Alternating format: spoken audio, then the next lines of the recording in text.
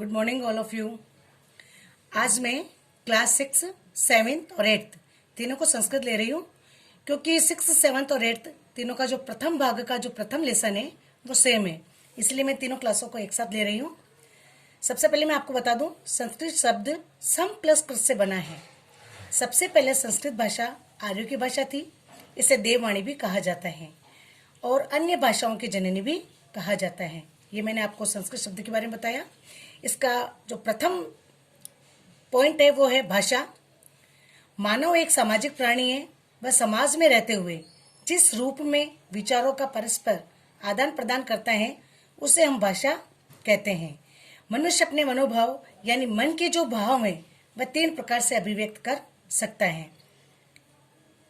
इसी अभिव्यक्ति को हम भाषा कहते हैं। मैंने आपको भाषा की जो यहाँ आपका एक क्वेश्चन बनता है कि भाषा किसे कहते हैं, तो भाषा की डेफिनेशन मैंने आपको बताई है और जो भाषा के भेद हैं वो मैं हम आगे पढ़ने वाले हैं। तो भाषा के जो 3 भेद हैं वो हैं लिखित, मौखिक, सांकेतिक। जैसे भाषा शब्द को हम जो मन के जो भाव है उनको 3 तरह से अभिव्यक्त कर सकते हैं। लिखित लिखकर यानी पत्र व्यवहार के द्वारा, मौखिक बोलकर यानी आपस में बातचीत करके, और सांकेतिक यानी इशारों के द्वारा। अंगों की प्रतिक्रिया से अपने विचार भी हम अभिव्यक्त कर सकते हैं। यहाँ पर आपका एक क्वेश्चन बनता है कि भाषा के भेद कितने होते हैं। दूसरा क्वेश्चन ये भी बनेगा कि भाषा की परिभाषा बताते हुए उनके भेद बताइए। व्याकरण आपका सेकंड पॉइंट आता है। व्याकरण व्याकरण वह शास्त्र है जिसके माध्यम से हमें भाषा को शुद्ध बोलना व लिखना तथा समझना आ जाता है, यानी भाषा को शुद्ध करना ही व्याकरण कहा जाता है। यहाँ आपका सेकंड क्वेश्चन बनता है कि व्याकरण किसे कहते हैं, तो भाषा को शुद्ध करना ही व्याकरण कहलाता है। व्याकरण के 3 विभाग होते हैं। पहला आ रहा है आपका वर्ण विभाग, दूसरा आपका शब्द विभाग और तीसरा आपका आता है वाक्य विभाग। वर्ण विभाग में आपका जो वर्णमाला होती है जो आप नर्सरी से पढ़ते हुए आ रहे हैं, ए आ ई आदि, और शब्द विभाग जो संज्ञा क्रिया विशेषण ये इसमें आते हैं, और वाक्य में आता है आपका विश्लेषण। तो मैंने आपको भाषा पॉइंट बता दिया, व्याकरण पॉइंट बता दिया, और आगे हम पढ़ते हैं अब इसका वर्ण। बच्चों मैं आपको पढ़ाने से पहले एक बार मैं कहना चाहूंगी कि मैं जो आपको लेसन पढ़ा रही हूँ उसके अंत में मैंने कुछ क्वेश्चंस दिए हैं और उनके आंसर आपको इसी लेसन में मिलेंगे, तो बहुत ध्यान से पढ़िए। आपका तीसरा पॉइंट आता है वर्ण। उच्चारण या बोलते समय जो ध्वनि निकलती, आप जब भी कोई बात करते हैं जो आवाज निकलती उसे हम ध्वनि कहते हैं, और जो छोटी से छोटी आवाज यानी छोटी से छोटी ध्वनि भी वर्ण कहलाती है। यहाँ आपका तीसरा क्वेश्चन बनता है वर्ण किसे कहते हैं, तो छोटी से छोटी ध्वनि भी वर्ण कहलाती है। वर्णों की संख्या 33 होती है और इसी में वर्णमाला बनती है। जैसा कि मैंने आपको वर्ण में पहले भी बताया कि आप नर्सरी से पढ़ते हुए आ रहे हैं, तो यही वर्णमाला बनती है, जैसे ए ई उ क ख ग आदि, और इन्हीं के संयोग से, इनके मिलने से शब्द बनते और शब्द से बनते हैं वाक्य। मैंने आपको वर्ण का भी बता दिया। और अब अपन चलते हैं वर्णों के भेद। वर्ण के 2 भेद होते हैं, स्वर और व्यंजन। स्वर सामान्यतः 13 होते हैं। देखिए बच्चों, स्वर और व्यंजन ये वर्ण के भेद होते हैं, और स्वर के वापस 3 प्रकार बताए गए हैं, ह्रस्व या लघु, दीर्घ और पलूत। आपका यहाँ भी क्वेश्चन बनता है कि वर्ण की परिभाषा बताते हुए उनके भेद बताइए। और स्वर में अपन 3 जो प्रकार होते हैं उनको मैं आगे पढ़ाने जा रही हूँ। ह्रस्व या लघु, जिन स्वरों में कम से कम समय लगे उसे हम ह्रस्व या लघु स्वर कहते हैं। जैसे कि नाम से भी प्रतीत हो रहा है, लघु यानी छोटा, यानी जिस वर्ण में बोलते समय कम से कम समय लगे उसे हम ह्रस्व या लघु स्वर कहते हैं, जैसे ए ई उ आदि।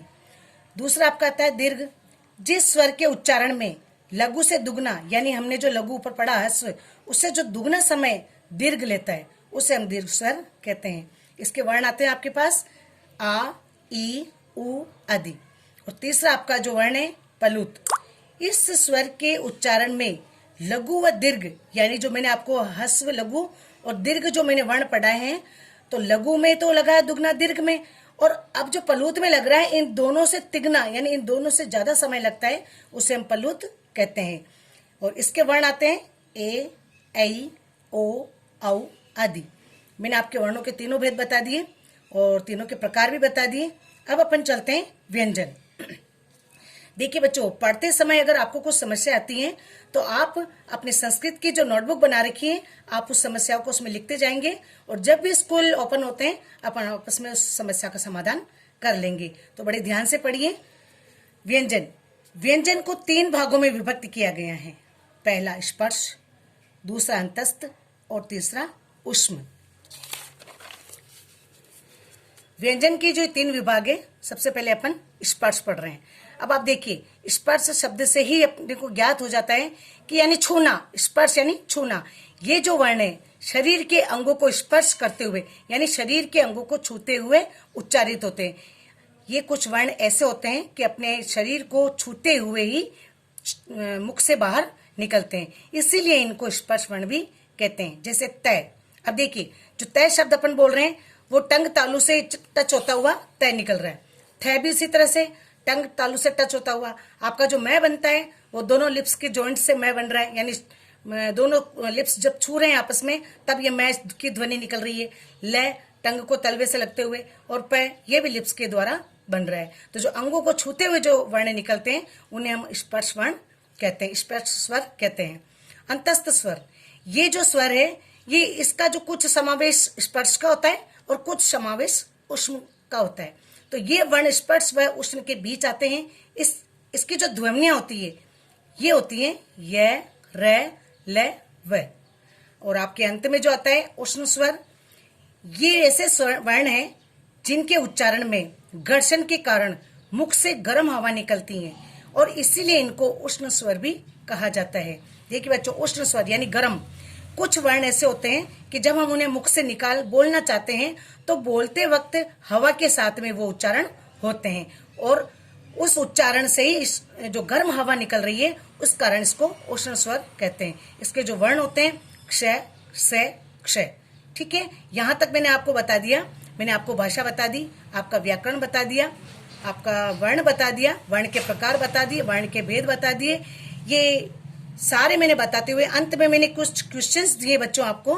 ये 5 क्वेश्चंस हैं और इन क्वेश्चंस के आंसर आपको इसी लेसन में मिलेंगे। तो आपको ये लेसन पढ़ने के बाद में जो क्वेश्चंस हैं इनके आंसर इसमें ढूंढते हुए आपको इसको लिखने हैं और जब अपन नेक्स्ट पढ़ाएंगे तब मैं आपको इनको सबसे पहले पढ़ाने से पहले मैं आपको इसके आंसर बताऊंगी। आप टैली करेंगे, रॉन्ग है तो आप सही लिखेंगे और राइट है तो आप इनको अच्छे से टैली कर सकते हैं।